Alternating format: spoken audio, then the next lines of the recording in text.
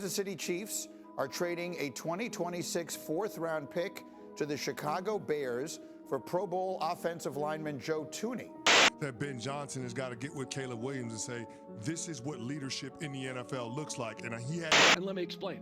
First of all, there's no doubt Caleb Williams is a star. And I am picking the Chicago Bears and Caleb Williams to win the NFC. There was once a time when the Chicago Bears didn't just play football, they defined it. But for the past 40 years, the Bears have been chasing ghosts. Since their lone Super Bowl win in 1985, the Chicago Bears have struggled to make a lasting impact. But that's starting to change. To understand how we got here, we need to rewind the clock. After reaching Super Bowl 41 in 2006, the Bears have had a rotating cast of head coaches and general managers that failed to build a consistent team. But all of that began to change in January of 2022 with the hiring of Ryan Poles as general manager. A former offensive lineman and an executive with the Kansas City Chiefs, Poles brought with him a sharp eye for talent and a long-term vision for the Chicago Bears' future. When Ryan Poles arrived in early 2022, he inherited a coaching staff that had just been gutted. The team was coming off a disappointing 6-11 season under head coach Matt Nagy, who had just been fired after 4 inconsistent years. And Ryan Poles was charged with the impossible task of fixing this football team.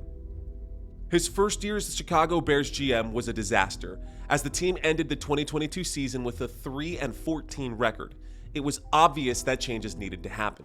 Poles' first big move came when the Bears secured the #1 overall pick in the 2023 NFL Draft. But instead of taking a quarterback or an edge rusher, Poles pulled off a blockbuster deal, trading the pick to the Carolina Panthers in exchange for DJ Moore and a ton of draft capital. There is nobody better to talk about the Chicago Bears, no better scout on this team than the general manager, Ryan Poles. Back-to-back first overall picks. What's that like? In the middle of all of this, the Bears turned to Matt Eberflus as the next head coach for the team. His impact was immediate on the defensive side of the ball, but despite having added DJ Moore, the offense was still stuck in neutral. Quarterback Justin Fields at the time was blamed for a lot of the Bears' inconsistencies, and questions lingered about the team's offensive identity. Still, 2023 was a huge improvement over the previous season, but the Bears still finished last in their division with a 7-10 record. As the 2023 season came to an end, it was clear that the culture reset wasn't enough. The Bears needed to get above 500, and they weren't going to do it with this roster. Their first move? Officially move on from Justin Fields. The Chicago Bears traded him to the Pittsburgh Steelers for a conditional 6th-round pick and didn't think twice about it. Thanks to that DJ Moore trade, the Bears now had 2 first-round picks in the 2024 draft. And that move made it crystal clear that they were going to be drafting a quarterback.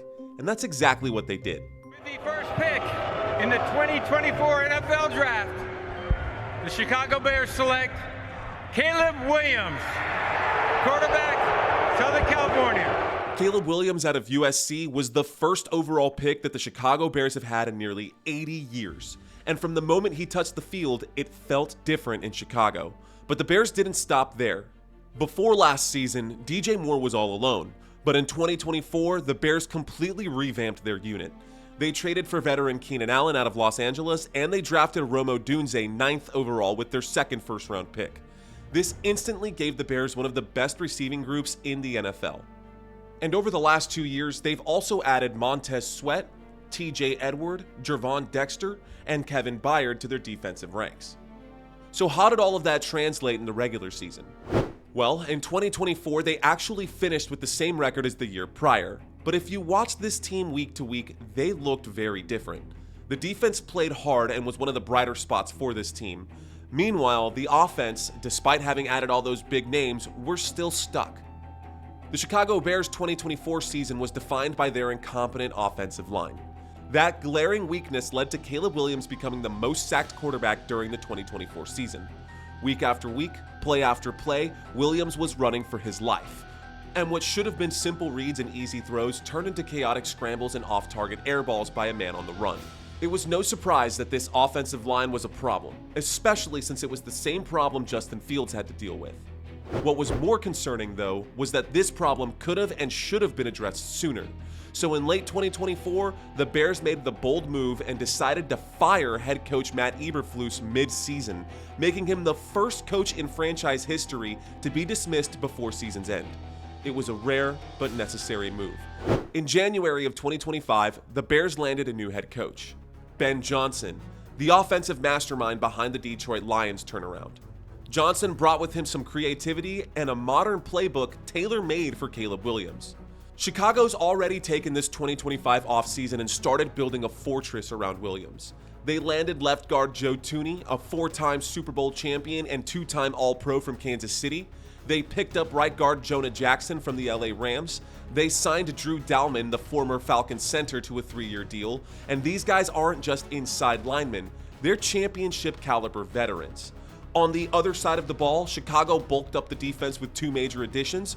Grady Jarrett, a Pro Bowl defensive tackle with 10 years of experience, and Dayo Adeyingbo, an edge rusher who just signed a $48 million contract with the Chicago Bears, and he's expected to anchor this pass rush. For decades, the Chicago Bears were a franchise stuck in neutral, haunted by history, defined by dysfunction, and desperate for direction. But what we've witnessed over the past 3 years isn't just another rebuild, it's a rebirth. Yes, the 2024 season ended with the same 7-10 record as the year before, but everything just felt different. And now in 2025, the Bears aren't just trying to keep up, they're making a run. For the first time in a generation, the Chicago Bears aren't just putting together a roster, they're building an identity. This isn't about chasing 1985 anymore. This is about building something real. The rise of the Chicago Bears has begun.